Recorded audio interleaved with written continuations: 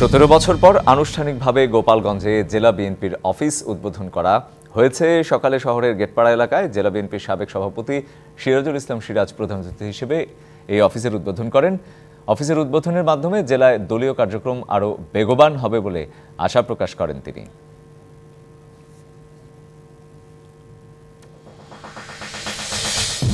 আইনজীবী সাইফুল ইসলাম আলিফ হত্যার বিচারের দাবিতে ঢাকা ও চট্টগ্রাম আইনজীবীদের রোড মার্চ চলছে। আইনজীবীদের সংগঠন ভয়েস অব লয়ার্সের আয়োজনে রোড মার্চটি বিকেলে ফেনীর মহিপাল এসে পৌঁছায়।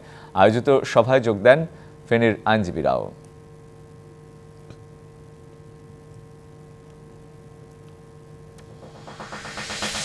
নারায়ণগঞ্জের সিদ্ধিরগঞ্জের সানারপাড় এলাকায় বাস চালকের সাথে বিএনপি নেতার তর্কের জেরে বাস ভাঙচুর ও চালককে মারধরের অভিযোগ। দুপুরে ঢাকা চট্টগ্রাম মহাসড়কের সানারপাড় এলাকায় এই ঘটনা ঘটে। বাস চালকের অভিযোগ, উঁচু গলায় কথা বলার অপরাধে তাকে মারধর ও গাড়ি ভাঙচুর করে সিদ্ধিরগঞ্জ থানা বিএনপির সাধারণ সম্পাদক ইকবাল হোসেন তার সহযোগীরা।